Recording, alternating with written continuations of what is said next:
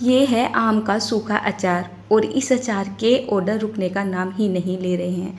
दरअसल मैं आप सभी के साथ बहुत सारी रेसिपी शेयर करती रहती हूँ, जिनमें कुछ मिठाइयाँ होती है, कुछ नमकीन होती है और कुछ अचार वगैरह होते हैं। सभी तरीके के अचार मैं अपने घर में बना लेती हूँ और कुछ अचार तो ऐसे हैं जिनके ऑर्डर आप मुझे ऐसे ही कमेंट के द्वारा बोलते रहते हो या फिर करते रहते हो।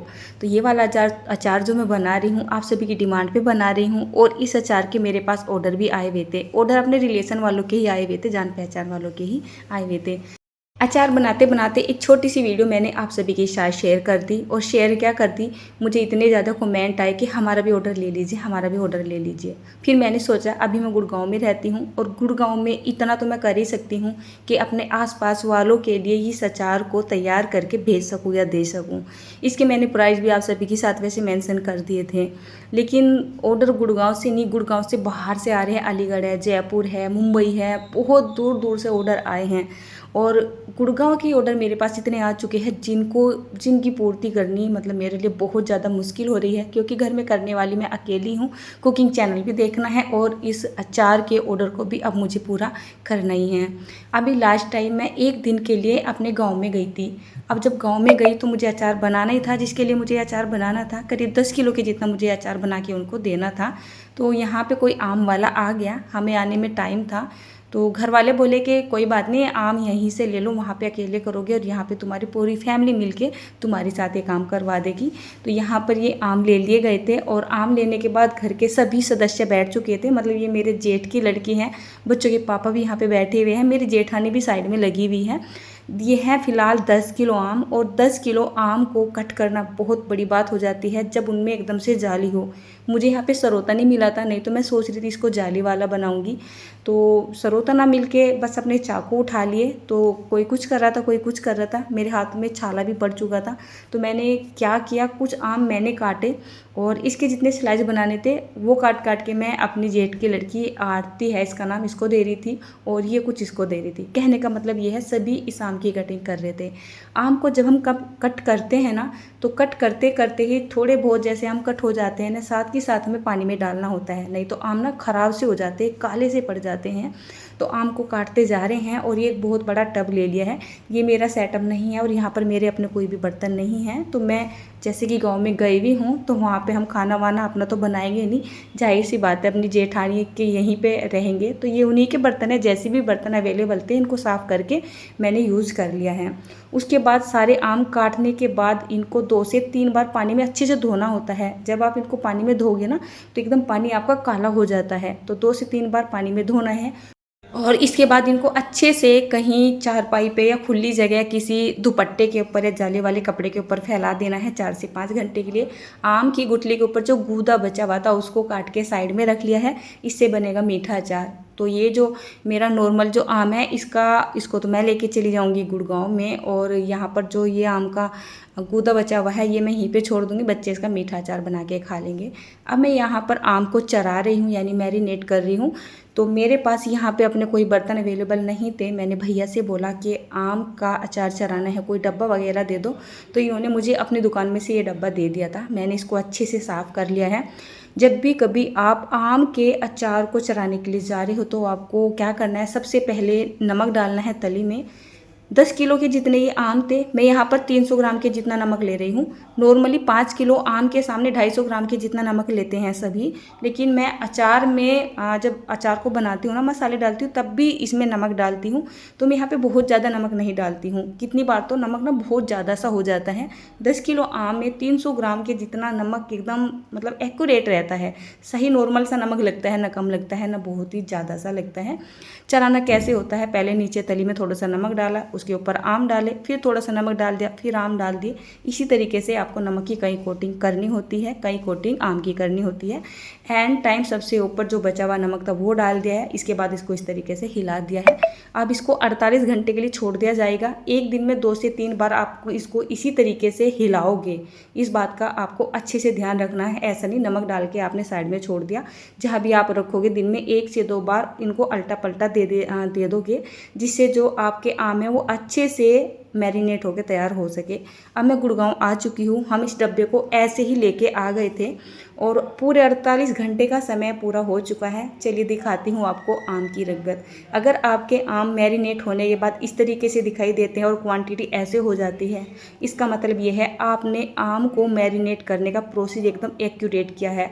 और कितनी बार जैसे आम कहीं से हरे हैं कहीं से पीले हैं ऐसे होते हैं ना, तो उस आम के अचार का ख़राब होने का चांस भी बना रहता है। साथ में उनका अचार इतना अच्छा नहीं होता है।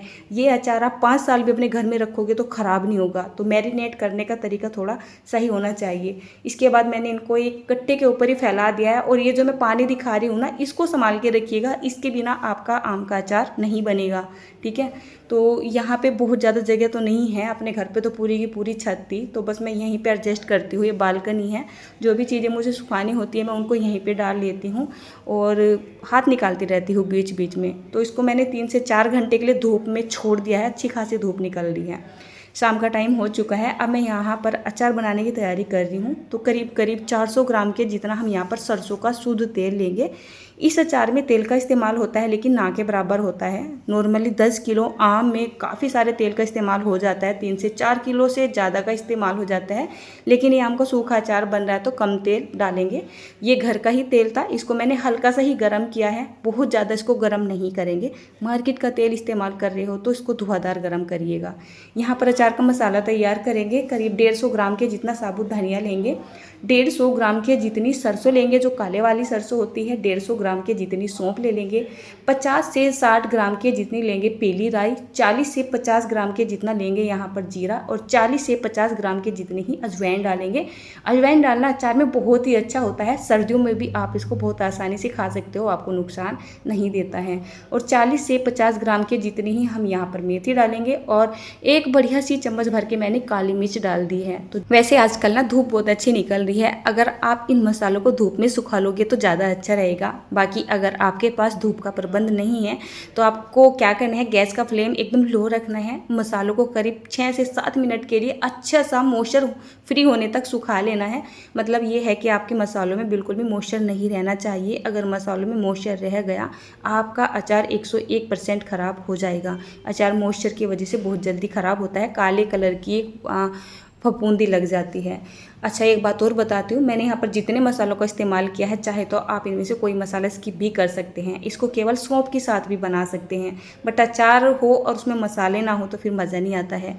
तेल का टेम्परेचर हल्का सा ठंडा हो चुका है। अब बारी आती है यहाँ पर हींग डालने की। करीब 30 ग्राम के जितना मैंने यहाँ पर कैच का हींग डाल दिया है।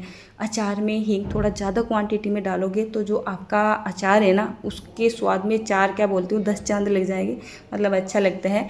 इसके बाद आपके अचार में एक अच्छी सी रंगत आ जाए तो मैं यहाँ पर ले रही हूँ 2-3 बड़ी चम्मच भर के काश्मीरी लाल मिर्च। ये MDH की काश्मीरी लाल मिर्च है। इनमें बहुत हल्का सा तीखापन होता है और साथ ही आपके खाने को, ये किसी भी चीज़ को बहुत ही अच्छी रंगत देता है।